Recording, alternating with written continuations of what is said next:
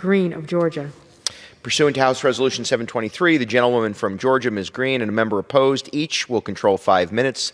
The chair now recognizes the gentlewoman from Georgia. Thank you, Mr. Chair.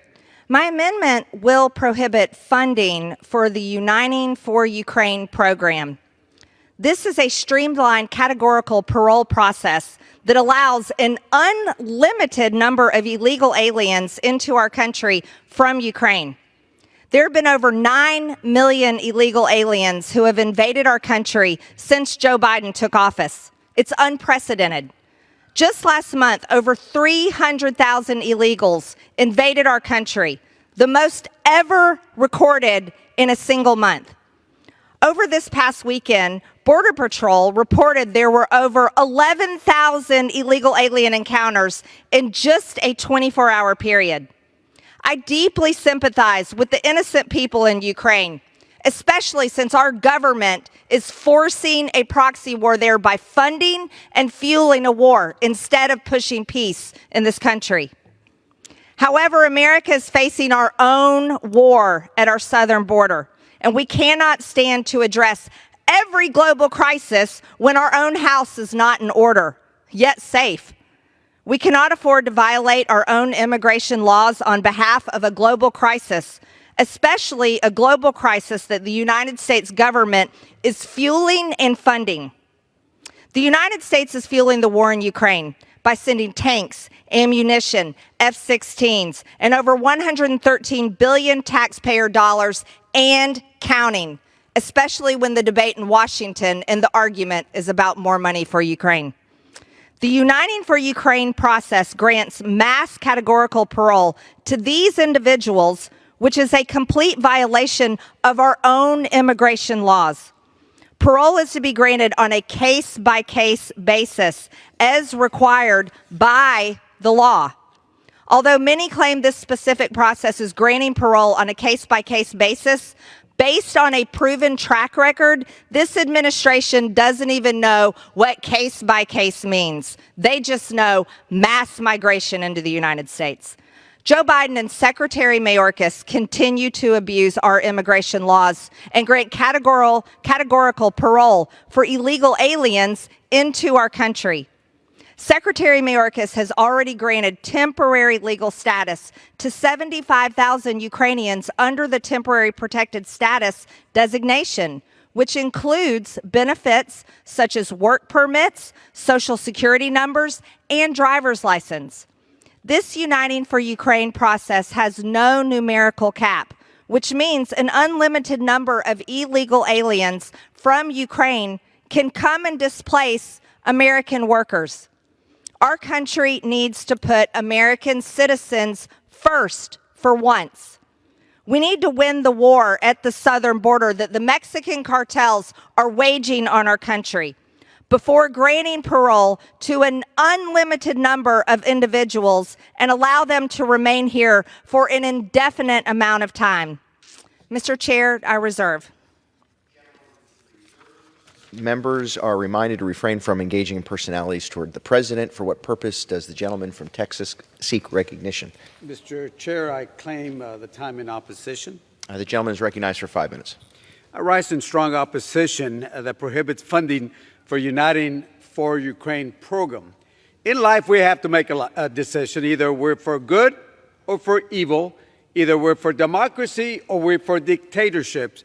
And this Uniting for Ukraine program allows Ukrainians that are displaced by the Russian invasion of Ukraine to apply to come to the U.S. through humanitarian parole. This amendment seeks to stop a program that blocks thousands of Ukrainians from entering the country. It plays in the hands of Russia.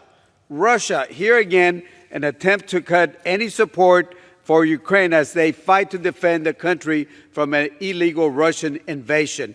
Putin is attempting to rewrite the map of Europe through the use of force. He's doing so in violation of international law, is deliberately killing civilians, destroying the economic livelihood of Ukraine, and taking kids from Ukraine over, stealing the kids over and taking them to Russia.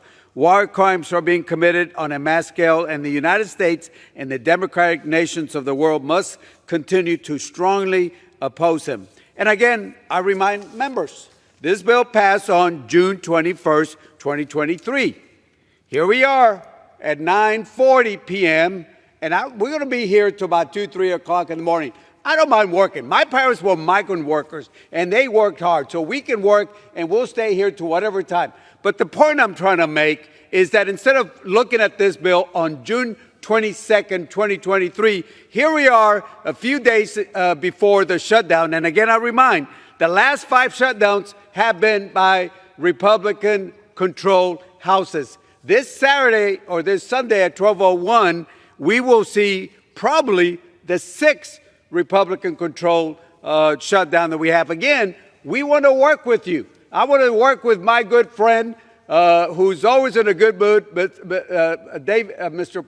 Joyce again. I want to work with him on this. But again, you can't say, we're the majority, you're the minority, you're not going to have a say-so. Some of us don't just go visit the border. We actually live there. I work with the Border Patrol. I want to support them. And then I keep in mind, again, I want to remind members that we had an opportunity to put $2.4 billion, which we did add, to support Border Patrol, control the border. And guess what? Except for 2 Republicans that are still in the House of Representatives, voted against border security. So again, we have a choice. It's either good or evil, either a dictatorship or democracy.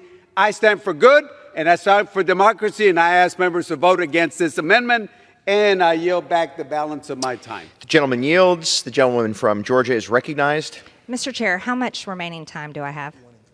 The gentlewoman has 1 3/4 minutes. Thank you, Mr. Chair. Again, I'll remind the House and the American people watching at home, Democrats aren't worried about shutdowns. They love shutdowns. They shut down America for almost 2 years. People are still suffering from the Democratic communist shutdowns. I don't know why they keep complaining about it, because they're the party that forced it on the American people, while they're complaining about it for themselves. That is so pathetic. Everyone in here gets a taxpayer-funded paycheck. So don't whine about shutdowns when you shut down America on the very people that paid your salary. But let's talk about allowing an unlimited number of Ukrainians into the country on the American taxpayer dime. This war is not supported by American taxpayers, not Americans. Over 55% of Americans do not want to fund it anymore. And we want to talk about funding Border Patrol agents. Let's talk about funding Border Patrol so they can secure our border, not be the welcoming committee to the entire world for the United States of America. Mr. Chair, I ask the House to pass my amendment, and I yield. The gentlewoman yields. The question is on the amendment offered by the gentlewoman from Georgia. Those in favor say aye. Those opposed say no. In the opinion of the chair, the ayes have it. The amendment is agreed to.